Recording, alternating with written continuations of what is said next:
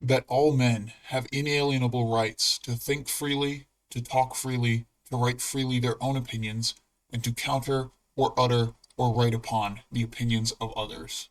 This is from the Creed of the Church of Scientology.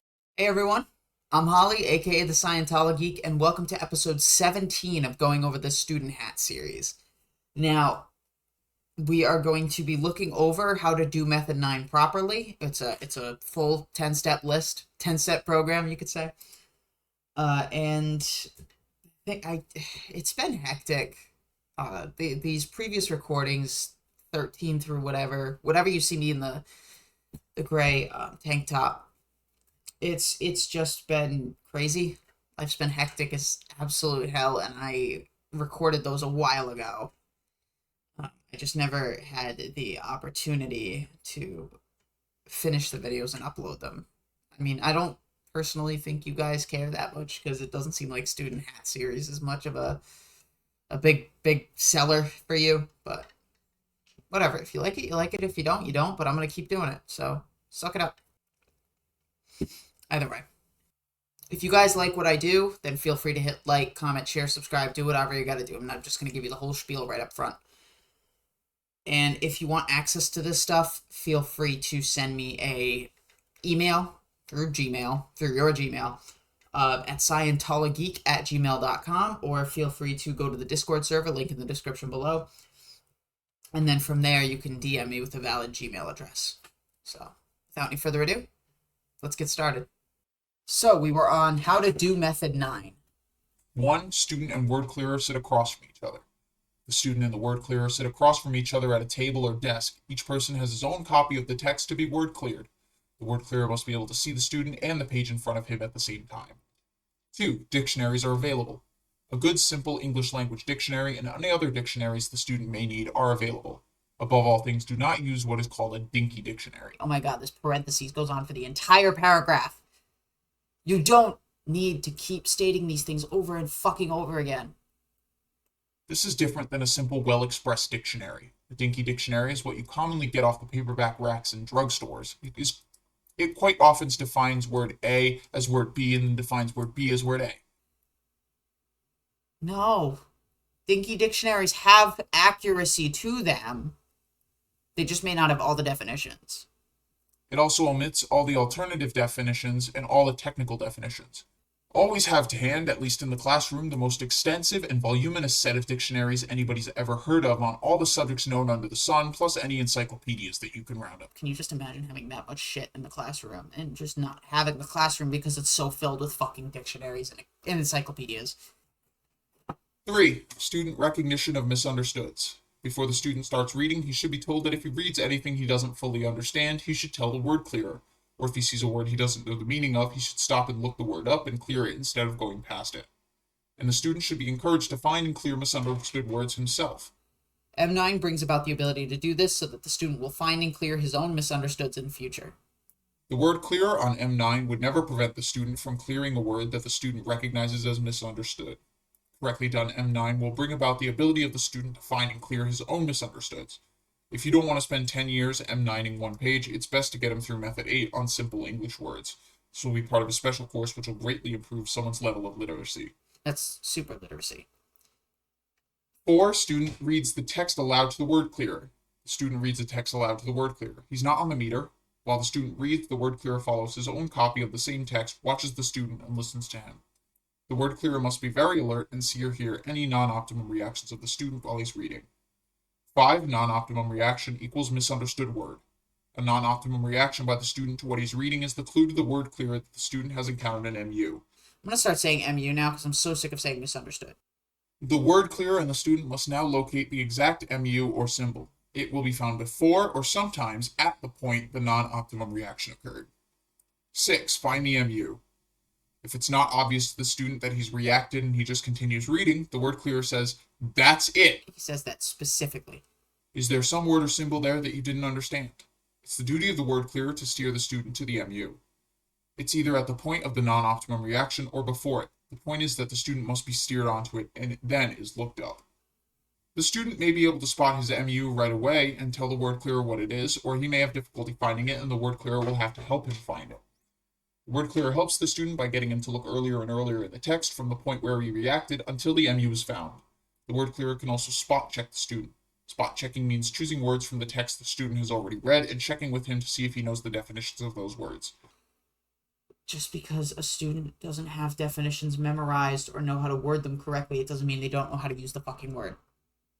If the student's uncertain about any word or gives a wrong definition, then the word is taken up and cleared in the dictionary. 7. Clear the word. Once the MU is found, it must be fully cleared in the dictionary. The person will be hung up on the definition of the word as it's used in the context of what is being word cleared, which will not necessarily be the first definition given in the dictionary. To try and clear any other definition before clearing the one he is stuck in would cause him to try and clear a word over MUs. Therefore, he'd rapidly go over the definitions to find the one that fits the context and clear that first. Then the remaining definitions would be cleared. This is how a word is cleared. The first step is to look rapidly over the definitions to find the one which applies to the context in which the word was misunderstood. The student reads the definition of the word aloud to the word clearer. This is a wonderful place to catch some misuse. If there are any words in the definition that the student does not understand, they are first fully cleared. When the student understands all the words in the definition and understands the definition itself, he tells the word clearer in his own words what the definition means. The student makes up sentences using the word correctly until he is very comfortable using the word. The sentences must show he knows how to use the word in the sense of the definition he's just cleared. It's important for the student to use each definition of the word in enough sentences. Usually one sentence for each definition of the word is not enough. The student may need to make up 10 sentences or even more before he really understands a word and how to use it. Then one clears each of the other definitions of that word, using each in sentences until one has a conceptual understanding of each definition. The next thing to do is to clear the derivation, which is the explanation of where the word came from originally. This will help get a basic understanding of the word. Don't clear the technical or specialized definitions, math, biology, etc., or obsolete, no longer used, or archaic, ancient, and no longer in general use, definitions unless the word is being used that way in the context where it was misunderstood. Most dictionaries give the idioms of a word. An idiom is a phrase or expression whose meaning cannot be understood from the ordinary meanings of words. For example, give in is an English idiom meaning yield. Quite a few words in English have idiomatic uses, and these are usually given in a dictionary after the definitions of the word itself. These idioms have to be cleared. One must also clear any other information given about the word, such as notes on its usage, synonyms, etc., so as to have a full understanding of the word. If one encounters an MU or symbol in the definition of a word being cleared, one must clear it right away using the same procedure and then return to the definition one was clearing. Dictionary symbols and abbreviations are usually given in the front of the dictionary. So you're wasting all of your fucking time clearing every single goddamn definition in this fucking dictionary. 8. Read the sentence again. The word clearer then asks the student to read once again the sentence in the text in which the misunderstood word or symbol was found. The student does so, and if he reads it correctly with understanding, he continues reading the text.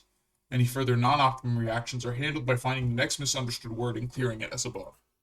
Method 9 is continued until the text to be word cleared is completed.